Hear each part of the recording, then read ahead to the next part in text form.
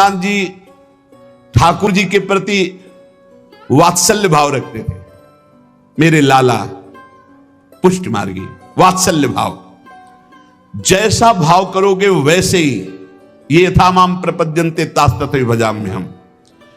ठाकुर जी के प्रति इनका पुत्र भाव था। मेरा लाला, जैसे नंद बाबा, ठीक ऐसा ही भाव श्री विठलनाथ गोस्वामी जी का। एक बार श्री श्रीनाथ जी को दूध पवा रहे थे। ठाकुर जी ने एक घूंट पिया दूध और कटोरा ऐसे हटाते हुए कहा जय जय, क्या कमी रह गई दूध में? ठाकुर जी ने कहा बहुत मीठा कर दिया, मिश्री बहुत अधिक डाल दी, मुझसे पिया नहीं जाता। बड़ी मनोहार करी, आज पी लो कोई बात नहीं, क्योंकि पुत्र भाव है। ठाकुर जी ने बड़ा ऐसे करते हुए पिया। दूसरी बार भोग में आपने मिश्री कम मिलाई। ठाकुर जी ने एक घूंट पिया, ऐसे कर दिया। कहा जय जय, आज क्या कमी? आप दूध तो एकदम सीठा कर दिया, फिर भी पी लो। थोड़ा ही कम तो मिश्री मिलाई, पहले वाले में आप कह रहे थे मिश्री बहुत अधिक है, तो इससे थोड़ी कम कर दी। बोले नहीं, सीठा है, पी लो, आप पी लो, पी लो। बहुत दुलार किया, दूध पी लिया। तीसरी बार जब भोग लगाया तो मिश्री अलग, दूध अलग। लालजू ने कहा आपने ऐसा क्यों किया, मिश्री क्यों नहीं मिलाई?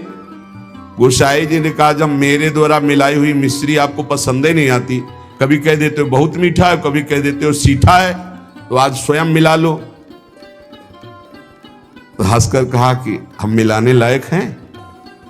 हम आपके बालक हैं, बालक मिलाना क्या जाने? और दौड़ गए और गोद में बैठकर छाती से चिपक गए और कहा रूस गए क्या, मिला के पिलाओ, हम तो बालक हैं, हम थोड़ी मिला पाएंगे।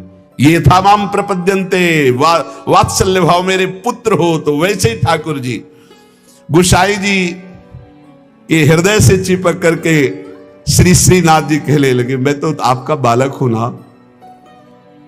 अशुभ प्रवाह होने लगा। ठाकुर जी ऐसे महान सुख देते हैं जो जिस भाव से। एक दिन मचल गए, सैया रचना करके जब शयन कराने को गए, कहा यह सैया ठीक नहीं है, दूसरी सैया ले आए। ये बिछौना ठीक नहीं है, दूसरा बिछौना ले आए। नहीं नहीं, ये रंग मुझे पसंद नहीं, और रंग का बिछौना बिछा दिया। अब कितने बिछौना, कितनी सैयाएं बदल दी लालजू महाराज बार बार। ये ठीक नहीं, ये ठीक नहीं। पसीना पसीना हो गए थे गोसाई जी।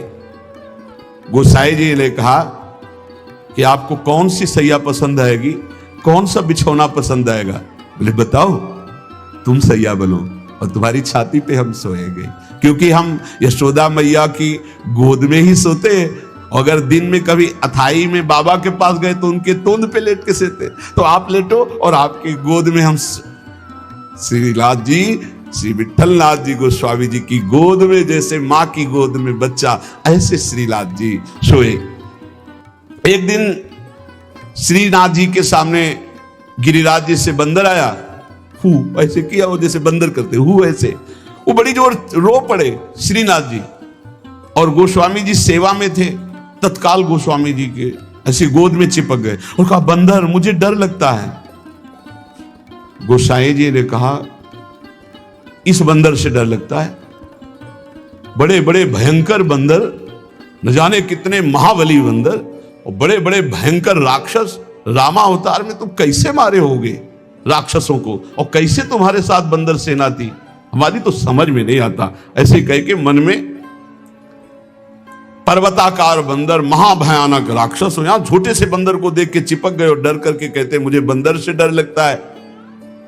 जब शयन करने गए तो ठाकुर जी ने शयन में कहा कि देखो गोसाई जी, एक ही भाव रखो, एक म्यान में दो तलवार नहीं होती। यदि पुत्र माना है तो केवल पुत्र मानो, अगर भगवान मानोगे ऐश्वर्य तो फिर पार नहीं पाओगे, हम ऐसा ऐश्वर्य दिखाना शुरू कर देंगे। अगर पुत्र माना है तो केवल पुत्र ही मानो। तो तुम्हारा बेटा बंदर से डरेगा कि नहीं? तो हम वैसे ही डर रहे हैं जैसे बेटा डरता है। और अगर ये कि भगवान ऐश्वर्यशाली, तो फिर पार नहीं पाओगे, हम इतना ऐश्वर्य दिखा देंगे। एक म्यान में दो तलवार नहीं रहती। गोसाई जी जगे, एकदम। और श्रीनाथ जी को देखा पास में, तो गले से लगा करके दुलार करते हुए, वात्सल्य भाव। एक दिन चूड़ी पहनाने वाली आई,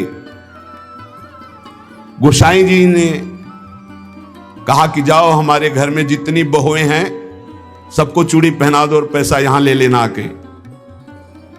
आपके 7 पुत्र थे तो 7 बधुएं थी। गोसाई जी ने यह नहीं कहा कि 7 बधुओं को पहना देना, कहा कि मेरी जितनी बहुएं हैं उन सबको चूड़ी पहना दो और पैसा यहां से ले जाना। अब उनकी 7 बहुएं तो चूड़ी पहनी, 8वीं श्री स्वामिनी जी पहुंच गई अपने कर कमल। जे ही उस चूड़ी पहनाने वाली ने श्री जी के कर कमल को देखा, अशुभ प्रवाह, आनंद मूर्ति हमारी प्यारी जो है अशुभ प्रवाह होने लगी। ऐसा उसको लगने लगा कि आनंद के आवेग में मुझे मूर्छा आ जाएगी। नीलांबर का हल्का सा घूंघट है, मनो मृणाल, मनो कमल लाल, ऐसे सुंदर कर कमल। वो सोच रही इनके कर कमल में पहनाने लायक तो चूड़ियां ही नहीं हमारे पास। श्री जी ने इशारा किया, पहनाओ। किसी तरह वो प्रेम शिथिल होते हुए जैसे जैसे इशारा होता गया वो चूड़ियां पहनाई। बहुत देर तक वह शुभ प्रवाह करती रही। इसके बाद गोस्वामी जी के पास उसको ले जाया गया। गोस्वामी जी ने 7 बहुओं की चूड़ी के कितने पैसे होते, तो उसने कहा 7 नहीं 8। गोसाई जी ने कहा 7 बहुएं तो तू 8 की बात कैसे कह रही? तो उसने कहा मैं कसम खा के कहती हूं मैंने 8 बहुओं को। तो बोले जब 7 हैं ही तो 8 कैसे? तो उनका मैं कसम खा के कहती हूँ 8 बहुएं थी और मैंने 8 को पहनाई है, और जो 8वीं थी वो इतनी सुंदर थी, इतनी, और रोने लगी। गोसाई जी ने कहा कि ऐसा कैसे हो सकता है, चलो इससे झंझट हटे। 8 बहुओं की चूड़ी पहनाने के पैसे दे दिए। जब रात्रि में शयन किया तो श्री जी ने गोसाई जी से कहा कि उस चूड़ी वाली से क्यों झगड़ रहे थे? क्या आप प्रीतम लालजू को आप अपना पुत्र नहीं मानते? हाँ पुत्र तो हैं ही, वो हमारे मानने की क्या बात है। तो मैं कौन हूं, पुत्र बधू हुई कि नहीं? अगर आप कहते 7 बहुओं को पहना दो तो मैं कदापि नहीं जाती। आपने कहा मेरी सब बहुओं को पहना दो, तो 8वीं मैं हूं, मेरे ही धारण। श्री जी के इन वचनों को सुनकर गोसाई जी तत्काल उठे और बैठे बैठे रात भर रोते रहे कि लाडली जू कितनी कृपालु, कितना भाव स्वीकार करने वाली है। एक बार की बात है, किसी विठलनाथ जी श्री ठाकुर जी को भोग लगा रहे थे, तो भोग में एक तिनका देखा। बहुत दुख हुआ कि मेरे सुकुमार लाडले ठाकुर और उनके भोग में इतनी असावधानी बनाने वाले तिनका। बहुत सावधान रहना चाहिए ठाकुर जी का, जब भोग बनाए तो बोलचाल में भी सावधानी रखे, कहीं थूक की छिट्टी ना चली जाए मुख में, ऐसा होता है। तो अगर कभी बात करनी हो तो रसोई से ऐसे करके बात करे, वैसे तो बात कम ही करे, मौन धारण करके बनाए। क्योंकि अगर हम पद जोर जोर से गाएंगे या बात करेंगे तो हमारे मुख से थूक की छिट्टी ठाकुर जी के भोग सामग्री जो बन रही है उसमें गिरना हो सकता है। कितनी सावधानी महापुरुषों के चरित्र से हमें प्राप्त होती। तिनका को देख करके बहुत दुखी हुए और कहा कि आज हम हैं, तब हमारे ठाकुर जी के भोग में तिनका निकला और कल हमारा शरीर छूट जाएगा तो तुम लोग कैसे हमारे ठाकुर जी की सेवा करोगे? तो मैं आज ही संन्यास धारण करूंगा और विचरण करूंगा, जैसा मनावे वैसा करो। आप इतना कहे तो सब लोग बहुत दुखी हो गए। सबने अनुनय विनय की कि एक बार अपराध क्षमा कर दो, ठाकुर जी के भोग में कभी त्रुटि नहीं होगी। आपने कहा हम परिहास में कभी झूठ नहीं बोलते। हमने कहा संन्यास लेंगे तो अब संन्यास लेंगे, अब हम तुम्हारे बीच में नहीं रहेंगे। श्री ठाकुर जी श्रीनाथ जी से आज्ञा लेने गए। ठाकुर जी ने बहुत उदास होकर के कहा गोसाई जी एक गेरुआ वस्त्र हमको भी मंगवा दो। बोले आपको क्यों जय जय, आपके पास तो बहुत सुंदर सुंदर पोशाक हैं। बोले हम आपके बिना नहीं रह सकते, अगर आप सन्यास लेंगे तो हम भी सन्यास लेके आपके साथ ही चलेंगे।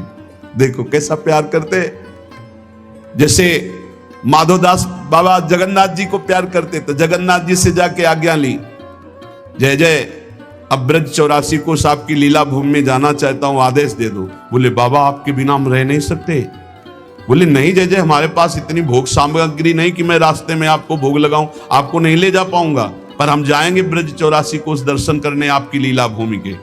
ठाकुर जी चुप हो गए, उनके आगे बस कहां। अब वो सुबह प्रातः कालीन चले। अब सुबह सुबह ही इतनी भूख लग आई तो उन्होंने कहा आज तक कभी ऐसी भूख नहीं लगी। तो एक माई थी, तो उससे कहा माई बहुत भूख लगी, कुछ मिल सकता है? तो बोले बाबा अभी बना देती हूं।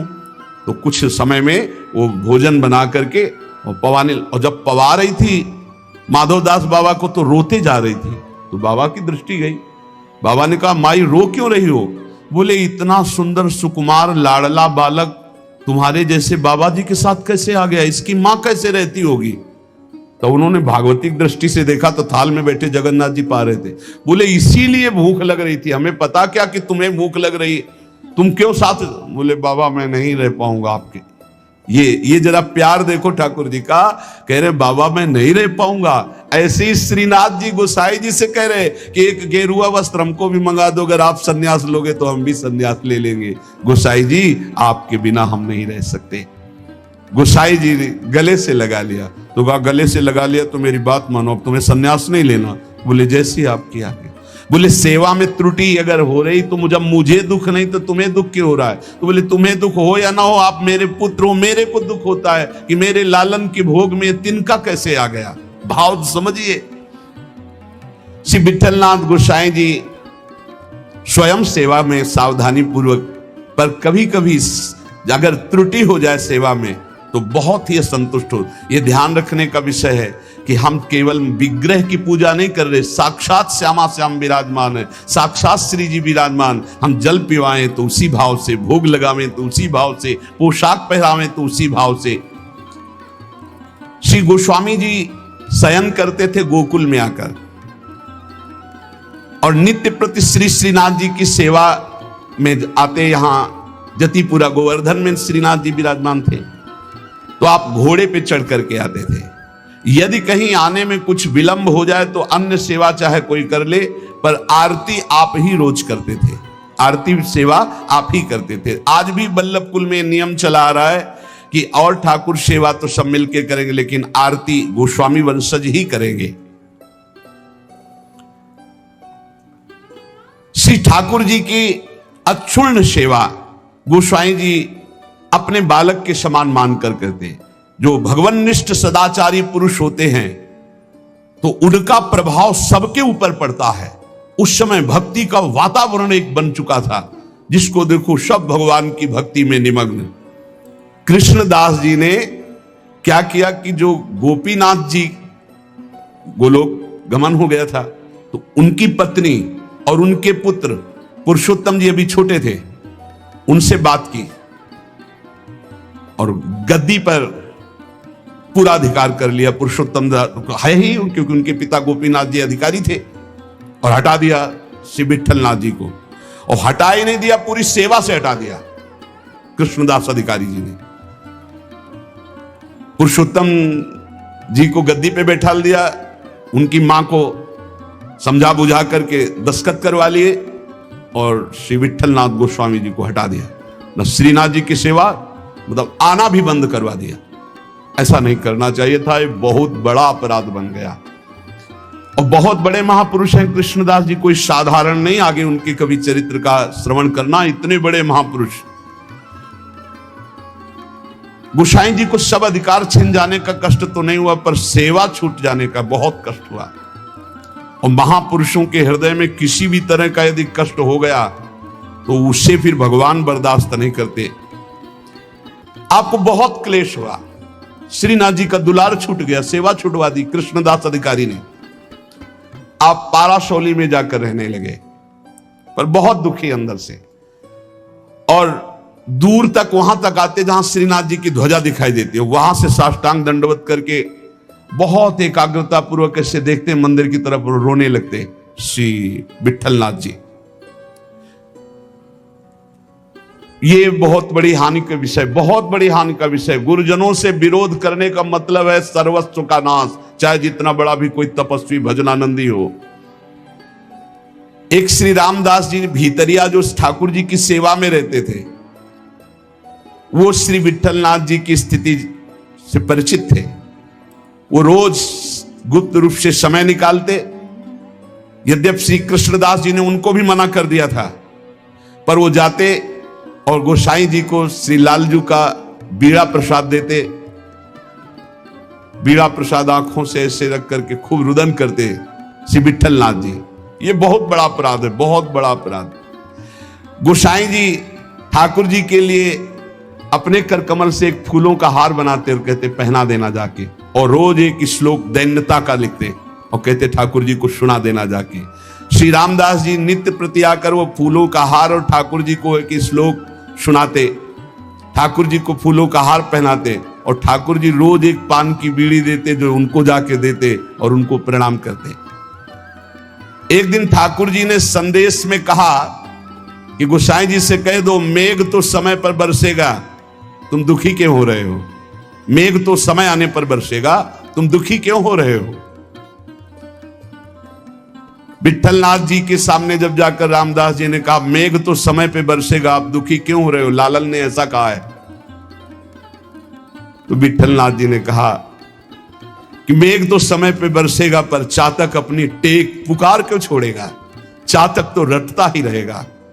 बहुत सुंदर बात। अगर चातक अपनी रटन छोड़ दे तो चातक कैसा? मेघ तो समय पे बरसेगा, वो बरसे, लेकिन चातक अपनी रटन नहीं छोड़ सकता। मेरी रटन घटने वाली नहीं, मैं तो रो रो कर आपको पुकारता ही रहूंगा। चातक रटन घटे घट जाई, बढ़े प्रेम सब भांति भलाई। विठलनाथ जी के इस दुख को अकबर बादशाह ने सुना। उसने तत्काल आदेश किया और कृष्णदास जी को बंदी बना के जेल में डाल दिया, और गोसाई जी को विरुद्ध आचरण किया, इसलिए उनको कठोर दंड कृष्णदास जी को बादशाह अकबर ने।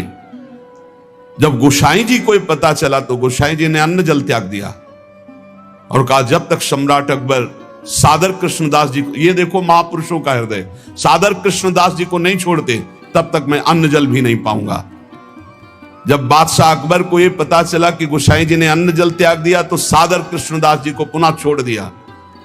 कृष्णदास जी को जब ये पता चला कि गोसाई जी मेरे लिए अन्न जल छोड़ दिए, तब गोसाई जी के पास आए और चरणों में गिरे और कहा मुझे आपके प्रभाव का पता नहीं था, क्षमा कीजिए।